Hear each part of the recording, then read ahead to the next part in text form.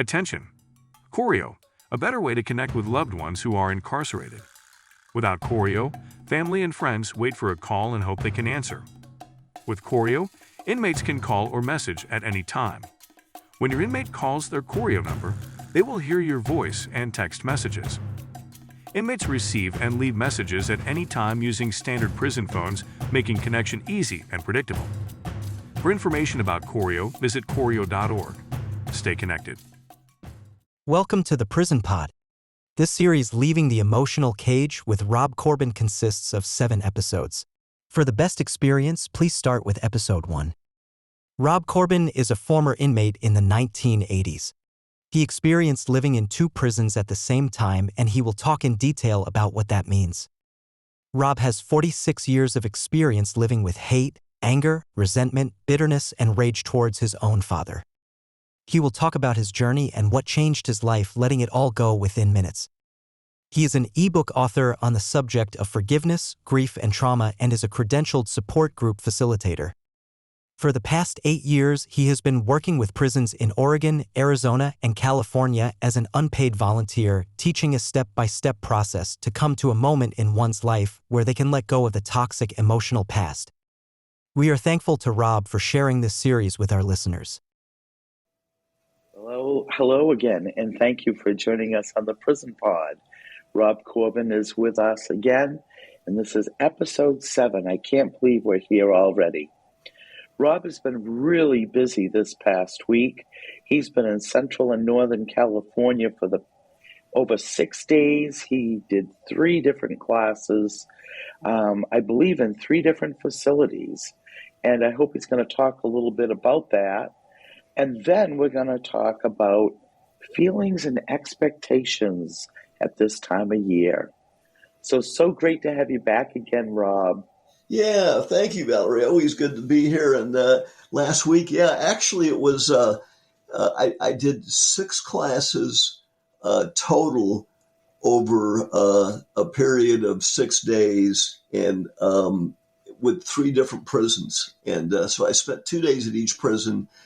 And we did, these all-day workshops. And it was interesting, going into different prisons, and there's different things happening in different prisons as far as, the process of going in as a volunteer. And then once you're in, the way that you conduct the class, there's little different niches that each prison has. I'll tell you something that was kind of funny that I'll share with you. I don't have a brown card, and I was offered, a brown card that gives me the ability to go in unescorted into the yards and stuff. And I just, because of the frequency, I just said, no, I'll pass on it. So anyway, so I have to have an escort when I go in to the different yards. And so anyway, the funny thing I want to share is one of the prisons at the end of the day, I didn't see any escort around, and so I went to one of the COs, correctional officers. I said, do I really need an escort to get out of here? And he said, no, man, just go up to each gate and just rattle the gate. They'll hear the gate. They have ears. They'll hear the gate, and then they can focus in on your badge. And then they'll just, they'll let you go through all the security, by yourself. And so anyway, that's what I did. I didn't know that, you can rattle the gate, they'll hear you, and then they can focus in on their camera or maybe their binoculars or whatever it is. And then they say, oh yeah, this isn't an inmate, so it's cool to let him out, And then I went out and I went into the next building and then, turned in my alarm. And then I went through another security, which is the last security before you're considered out of the prison. And I was on my own, doing that stuff, and it was a little bit of a rush. I mean, I said, hey man, I'm walking around like I'm a correctional officer, even though I'm just a volunteer instructor. But it was a pretty cool deal. And then I sent an email to that particular prison saying, man, I escorted myself out, and I was pretty proud of that. And then the the CRM community resource manager says, "Oh no, man, you weren't supposed to do that. You're supposed to have an escort, and I'm going to get all over the lady that was supposed to escort you." And I said, "No," I said, "Don't do that, man." I said, it was a fun experience, and now I know what it's like to feel like I'm a brown card holder, So, because with a brown card, I could be, doing that every time I go in. So it was kind of a neat deal for me to experience, what it's like, and I felt very comfortable, doing that. So, anyway, that was one of the things that one of my experiences this week. Valerie, the other experience that I want to share with you that has happened in the past, but it hasn't been as common as it was this past week. And that was that in two of the prisons, I had several men who identified as women who were transgender in several of my classes. One class, I had four transgender men or transgender women. Let me ask you: would you refer to a man who identifies as a woman as a transgender man or a transgender woman?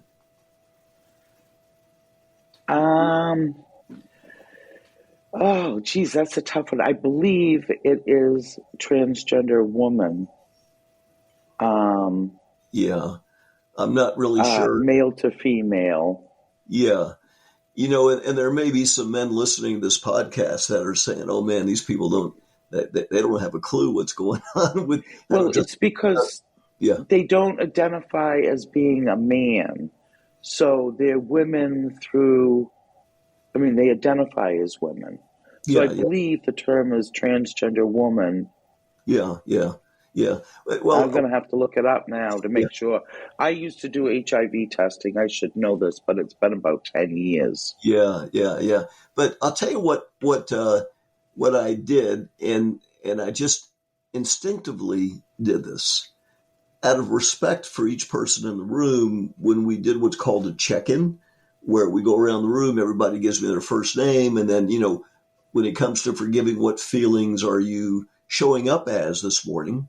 When it comes to feelings about forgiving, and then we went around the room, and then we came to this transgender woman, Lucinda, and then one was Grace, and so instead of referring to the group as men, if it's an all-male population prison, which this was, then it was ladies and gentlemen. I changed the tune, ladies and gentlemen, to properly address the audience.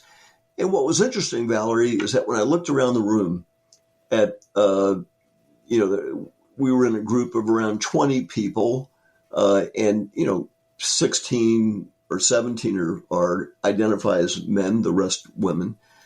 I noticed that every person in that room had respect for every other person in that room, regardless of how they identified. There was no smirk, or there was no look of, the eyes rolling in the head or something like that, which I kind of expected, but it was the opposite. It was total respect for every person in that room.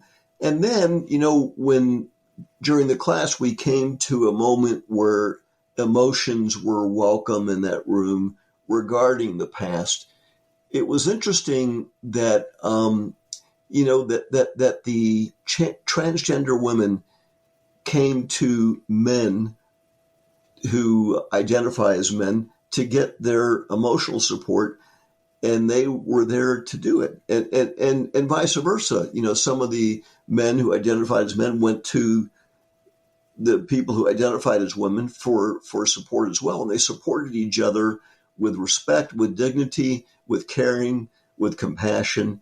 And I said to myself, I wish what I saw in here was an example of what should occur on the outside, and unfortunately, these stigmas attached in the outside are removed when you're in inside the prison. And I just thought that was really, really, I'm going to use the word admirable. And I just felt humbled by that experience. And I just had a lot of respect because they had respect for everybody, regardless of how they identified. And I just thought it was a unique growing experience for me in the future, so that that I understand that in a environment where we are confined, we tend to learn to be united in who we are and not attach these stigmas, that are often attached on the outside. So many stigmas, especially when we talk about incarceration. Yeah. I'm wondering if part of it also may be the type of men that were in your group, because I'm assuming that the men coming into the group are looking for some sort of inner healing. And I think that maybe they have a little bit different perspective on other people. Or do you think that Gen Pop would be the same? Their own healing work. I do remember their own healing work was in regards to the way that they were treated by others and by their parents at a young age when they identified differently in terms of their gender, and a lot of them, had harsh treatment, discipline, I guess I should say, growing up, but it was a different discipline. It was because of their identity of their gender, and that ended up being an emotional wound for them. And some of them that are forgiving had to deal around the way that their parents chose to accept, or didn't accept who they identified with. So that was kind of their struggle in growing up. But Do you none of find? them, huh? I wanted to ask a question. Do you find that a lot of problems, especially with men, have to do with their relationships with their fathers? Oh, it's it's 99 and 9/10 of the time. And I'm being literal, Valerie. I'm not being exaggerating. I've been doing this work for 8 years, and I am being literal in that. The most common feelings, and I want to just set the stage for a minute. So when I go in, we do what's called a check-in, where each person, answers the following question: if I were to forgive, who would be the first two people on the list? That's number one. And then, what feelings are you willing to take ownership of when you think about those two people on the list? In almost every single case, and I'm not just talking about last week, I'm talking about over the years, a person's father is one of those two people. Okay. And the words that are the most commonly used describing feelings about the need to forgive their father is abandonment and neglect. Abandonment and neglect. Fathers who just didn't show up in their role as a father. Fathers who, some of them were incarcerated during their time when they went from being a child to an adolescent to an adult. Some of them, the fathers divorced and they left behind not only their ex-wife, but in some cases their children were considered exes as well. They just didn't want to have communication with that part of their life any longer. They just wanted to cut it off, children or not. Some men even went as far as telling me that they would like to forgive their father, but they don't know who their father is. You know, some men have told me they don't know whether their father is dead or alive.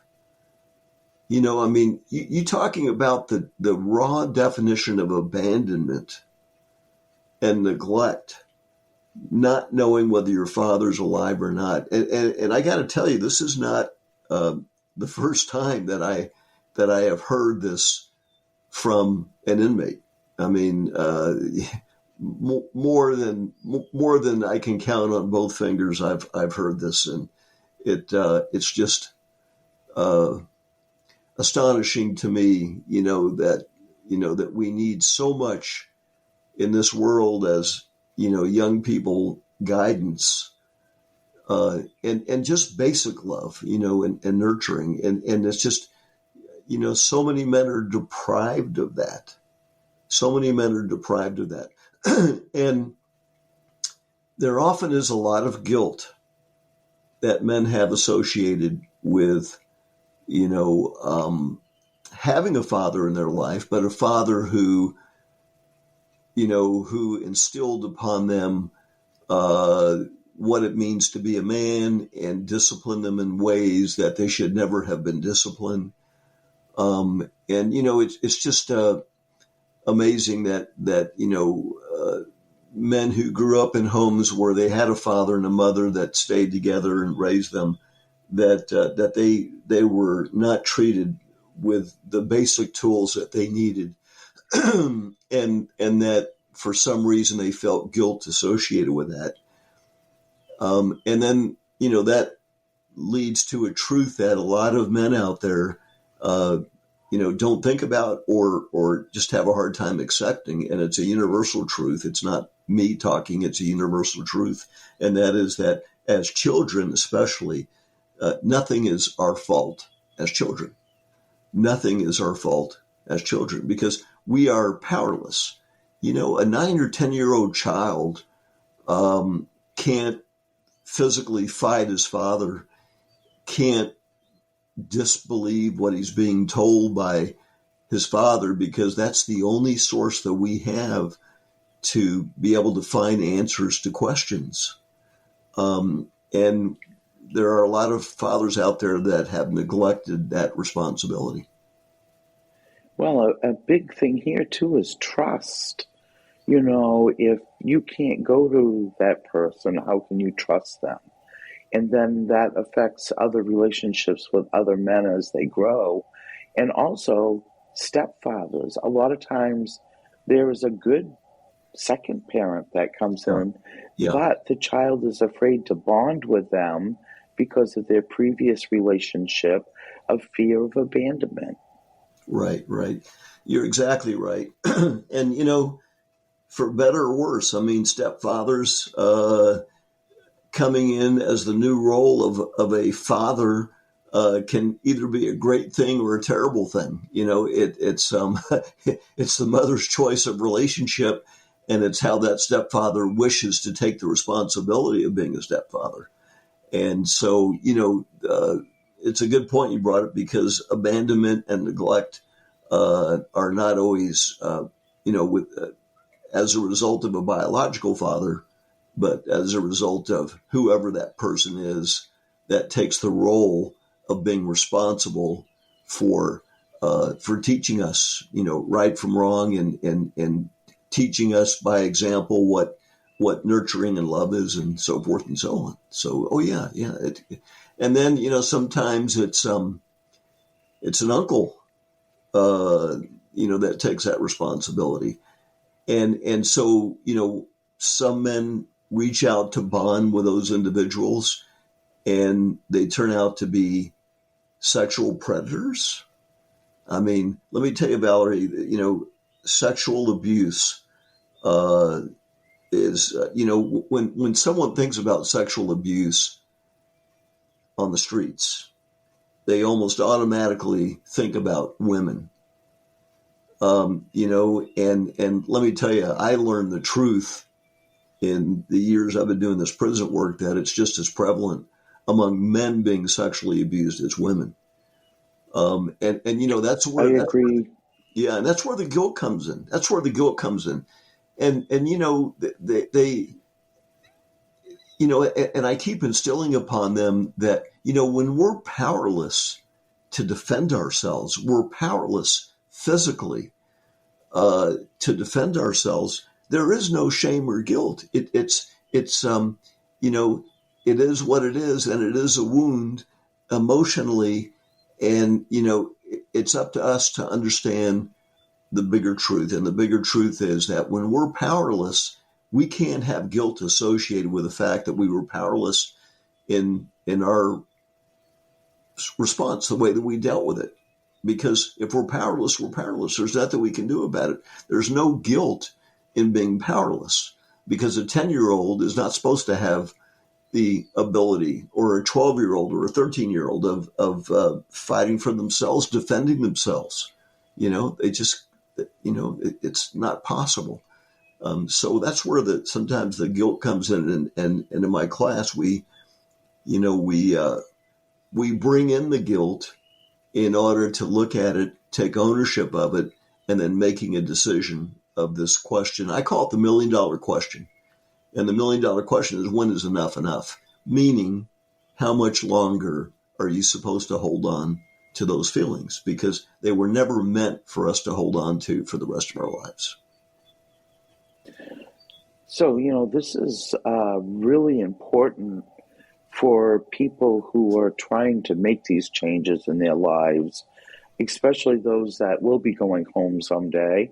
But the ones that aren't going home, it allows them to reestablish some of those relationships, or to be able to close the door and say, I'm done, not going there anymore, but to be able to be at peace with themselves and not have to go through this over and over again, because we tend to beat ourselves up over the years until we come to that stage where we're going to forgive, or we're going to move on, no matter what it is, something different altogether, to make that change, to do something differently than the way we've done it before.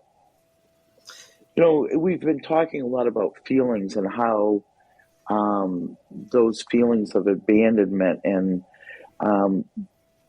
feelings this time of year, I think some of us all have a little tendency to get melancholy, or we think about the past, or what could have, should have, would have, you know. Yeah. Has that come up this time of year, about like feelings of this time of year, or what the men and women that are inside, what they expect this time of year, and those ups Yeah. and downs? Well, yeah. We, you know, the all of us around the holiday season have certain hopes and expectations that may or may not be fulfilled. You know, for example, Christmas cards.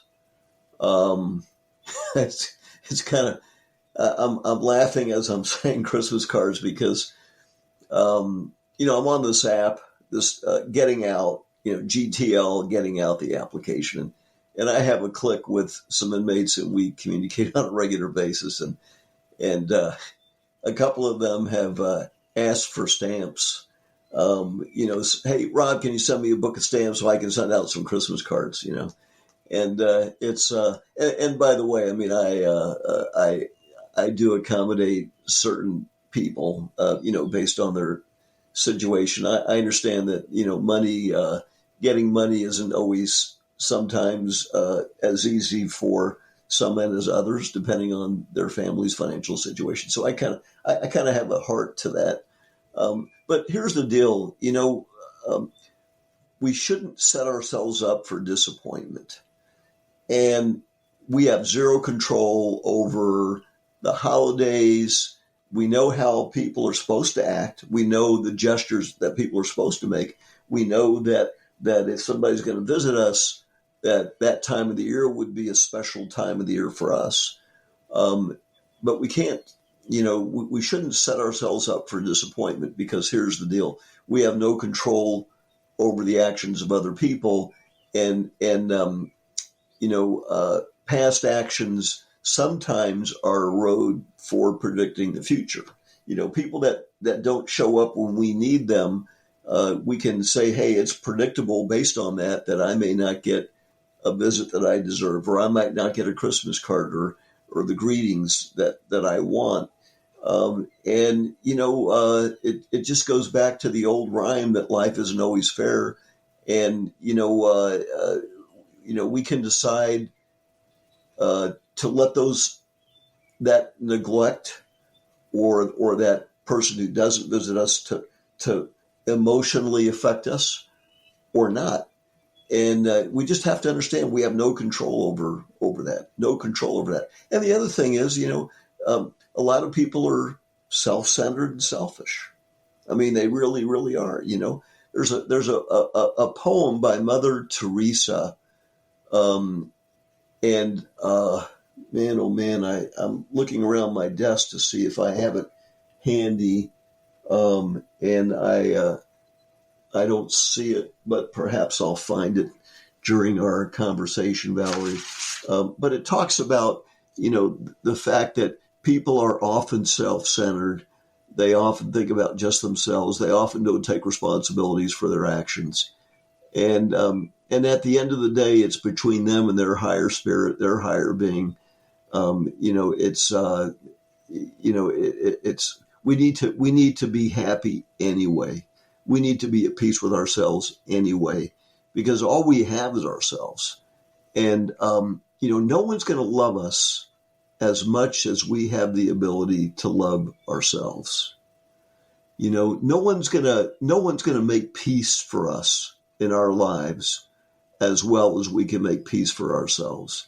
So, it's on us to decide, how we choose emotionally to be.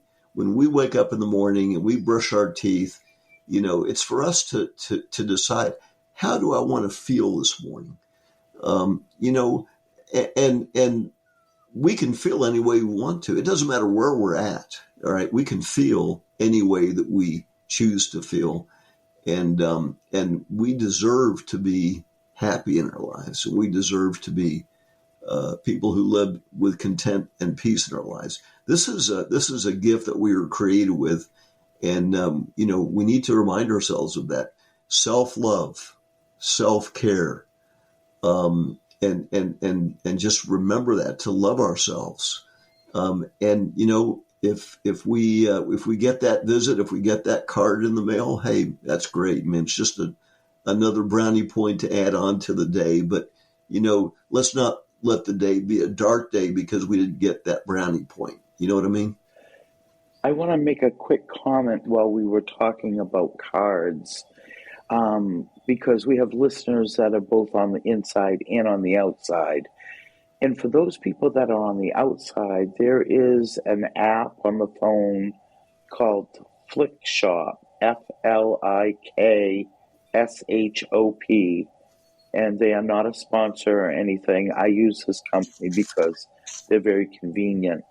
You can send cards. It's a postcard, and they send it directly to the facility for you. And you can download pictures on there. You can put pictures of the family or friends, or it could be a picture of a Christmas tree or whatever you want on there. And it averages almost $1 a card, I think. But part of the service is you can send an anonymous card to somebody who does not get mail. Wow. So you can say, if you want it to go to a male or a female, it can be just somebody who doesn't get mail, someone who's requested mail, or somebody who's been in segregation for a long period of time. So it's a really good service, and it's cheap. If somebody wanted to do a good deed once a month, send out a couple. It's a couple bucks a month. So, Flick Shop, like I said, it's a pretty good thing, and the guys that are getting them love them. I got a question for you. So if I'm interested in maybe sending some cards, if I knew of some people that requested some cards, that, hey, I just want to be acknowledged. I want to be recognized as a human being, and I don't have a lot of resources. in my immediate family, for that. So when I go on there, it sounds like you've had experience going on that app. Is there a place on that app that you can actually find people who have requested to receive some communication, whether it's anonymous or not? I believe so. I don't think they provide them with who it came from, though. I Yeah, think it does say that it comes from an anonymous person. yeah, yeah, And it might be because they might be high risk, and yeah, there's a reason that they don't get regular correspondence. But yeah, it still gives them that idea, wow, somebody thought of me. Even if it's an anonymous yeah, person, yeah. someone took the Yeah, time. yeah. I'm cared for, right? I'm cared for. That. I mean, it's going to affect them in a way that will bring some level of joy for some, even if it's just for a split second of joy. Hey, you know what? That's cool. I mean, it's a godsend, and I had no idea about this app. I had no idea There's about this. another cool thing is you can sponsor somebody. So if somebody wants to make a $10 donation, then they will sponsor a family. So if a family has requested for some free, um, I don't know what they call them, free credits, then the company sends them 10 for free when they sign up. Oh, cool. So they also help the families that can't afford to do it.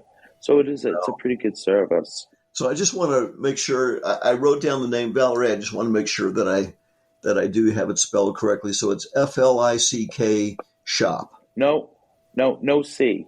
FLIK Oh, shop. So it's FLIK shop. FLIKSHOP.com. Cool. I can tell you what I'll be doing before I hit the sack tonight. I'll be going on that website and checking it out.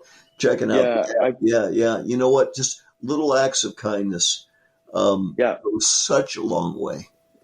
they really do, and that's something that I think we've talked a lot about during our sessions here together, and talking about forgiveness and just be kind.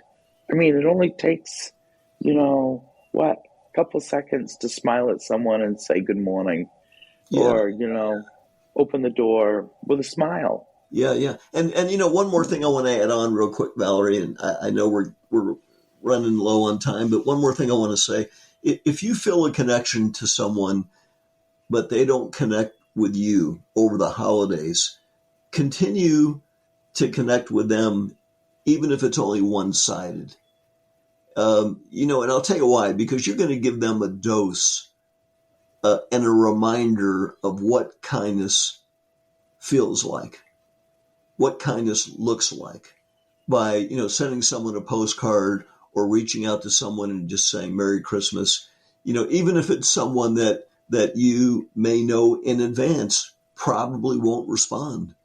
Let me tell you something, right? You can help people learn their true identity by being the first in line to reach out and to give them a dose and a reminder of what caring feels like.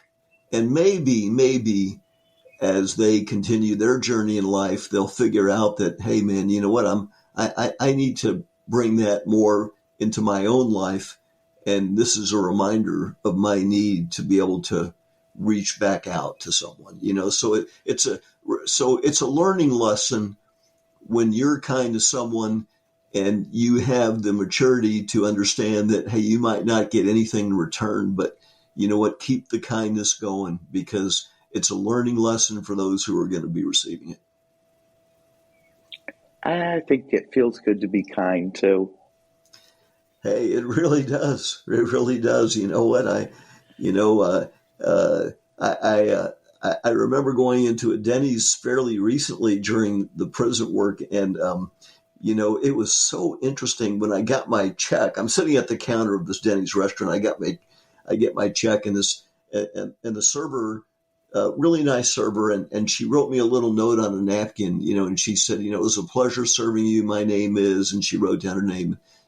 Hope you'll come back and visit Denny's again soon. We value you as a customer, and so I put a few more dollars into the tip because of that, because I just felt like that was really special for her to take the time to do that. And the other thing is, I told her that. I said, hey, I just want you to know that I read your note, and that was so kind of you, and there's no doubt that, when you're not working, that you're that same person, when you go home to your family or, whatever it is, that you are that same person. I just appreciate you, and, I know that I helped make her day into a better day because of acknowledging her kindness, so you can really be kind to people, and it doesn't take going out and buying presents either, just acts of kindness. That's what it's about.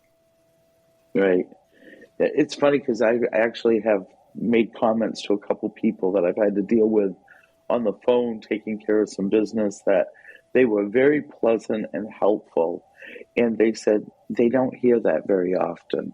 So remember our customer service during the holidays. Yeah. People get grumpy and take it out on their help. And, remember they're human beings and they have the stresses just like you do during the holidays. Absolutely. Absolutely. Absolutely. Valerie, I'll tell you something. Well, Rob, I always enjoy. Go ahead.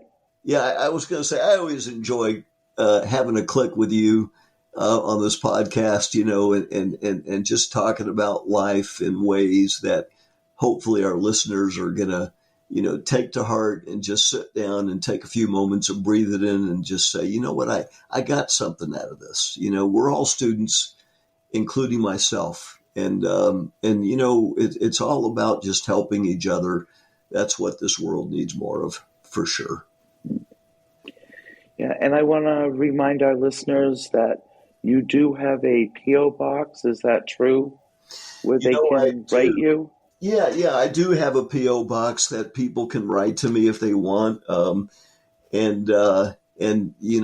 Sometimes in prison, people ask me, how do you get paid? I am an unpaid volunteer, so I don't ask for money, and nor would I get it. No prison's going to say, oh, by the way, on your way out the door today, we got a check for it. No, that's never going to happen.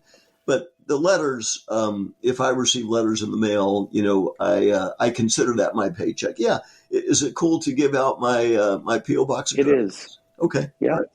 Yeah. Thank you for that. It's 15411 West Waddell, and that's Waddell Road.